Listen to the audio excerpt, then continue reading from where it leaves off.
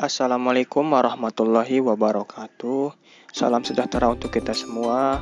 Yang terhormat Bapak Dr. Andus Mursini Jahiban, MA, dan Ibu Basaria, SPD MPD, selaku pengampu mata kuliah Demokrasi Pancasila, dan teman-temanku yang saya banggakan.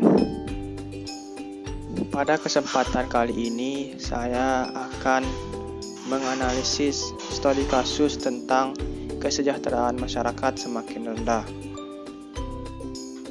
Secara ekonomi, Indonesia memang masuk dalam 16 terbesar di dunia karena Indonesia memang kaya dan memiliki wilayah yang luas dengan jumlah penduduk nomor 4 terbanyak di dunia. Namun dilihat dari pendapatan per kapita yang mencapai 4.900 US$, ternyata kesejahteraan masyarakat kita masih rendah karena baru menempati ranking ke-126 di dunia. Jauh tertinggal dibandingkan Malaysia yang ada di peringkat 69, dan Thailand 92, dan Tiongkok di peringkat 93. Bahkan kita masih di bawah Sri Lanka yang menempati ranking 116. Rendahnya tingkat kesejahteraan penduduk negara ditunjukkan dengan fakta bahwa jumlah penduduk miskin masih tinggi, yaitu sebanyak 28,55 juta atau 14%. Ditambahkan sebanyak 63% penduduk miskin Indonesia berada di pedesaan dan mayoritas adalah petani dan nelayan.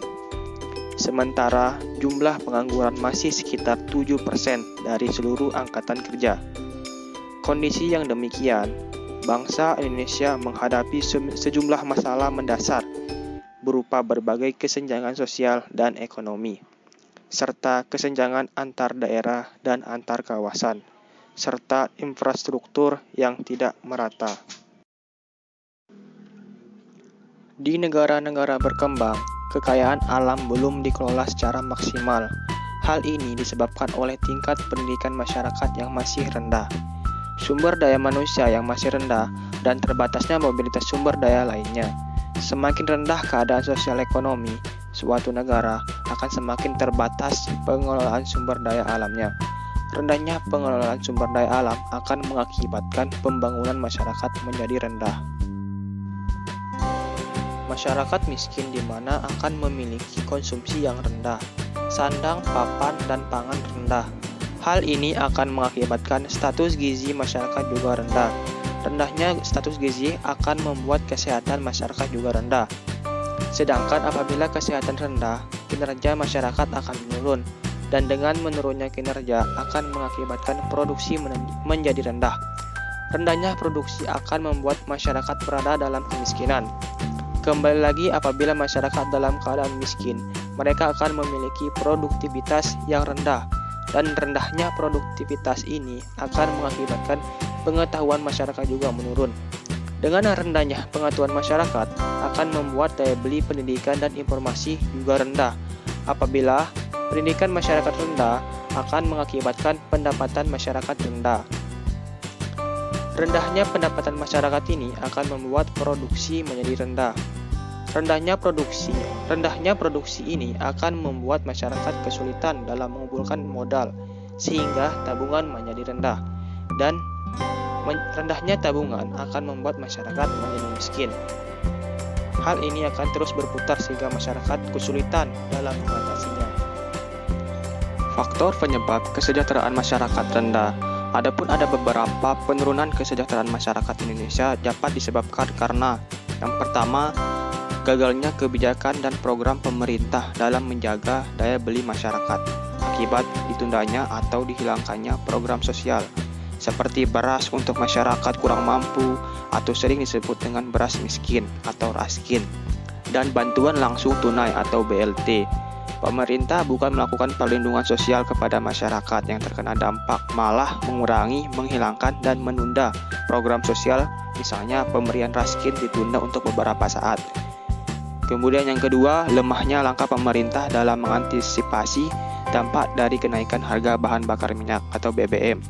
Dan dilepasnya harga BBM, gas dan listrik ke dalam mekanisme pasar juga menjadi indikator yang membuat kesejahteraan masyarakat mengalami penurunan.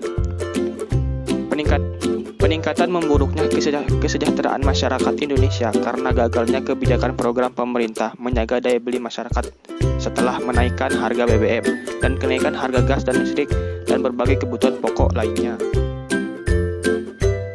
Solusi yang dapat dilakukan untuk mengurangi kesejahteraan masyarakat yang rendah, salah satunya adalah pengembangan kreativitas masyarakat dalam memanfaatkan sumber daya alam. Melakukan eksploitasi sumber daya alam secara tepat dan bijaksana, khususnya terhadap SDA yang tidak dapat diperbarui. Misalnya dalam memanfaatkan minyak bumi, batu bara, dan gas alam secara bijaksana. Mulailah mencari sumber-sumber daya lain yang bisa menggantikan sumber-sumber daya yang tidak dapat diperbarui tersebut. Kemudian solusi selanjutnya yaitu infrastruktur pedesaan, terutama jalan dan penyediaan listrik.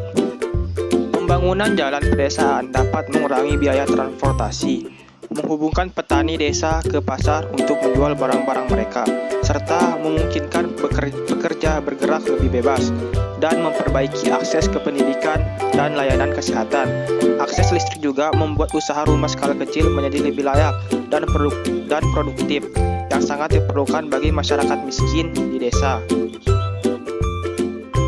Kemudian, solusi yang terakhir yaitu akses pendidikan bermutu untuk semua pendidikan.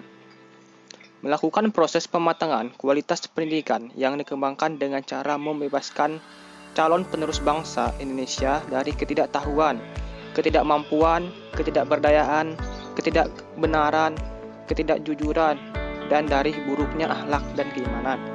Pendidikan untuk semua anak harus mengedepankan proses belajar, pengetahuan, dan pengembangan keterampilan serta kualitas guru. Dari pemaparan materi yang saya sampaikan sebelumnya terkait dengan kesejahteraan masyarakat yang semakin rendah, dapat saya mengambil kesimpulan bahwa dalam upaya peningkatan kesejahteraan masyarakat, pemerintah harus memberikan bantuan dalam bentuk pendidikan dan latihan keterampilan yang dapat diperoleh masyarakat secara langsung.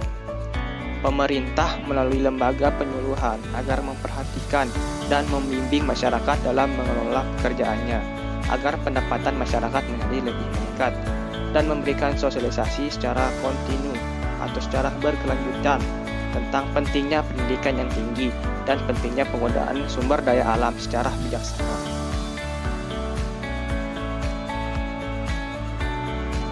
Sekian yang bisa saya sampaikan, kurang lebihnya saya mohon maaf. Wabillahi taufik wal hidayah. Wassalamualaikum warahmatullahi wabarakatuh.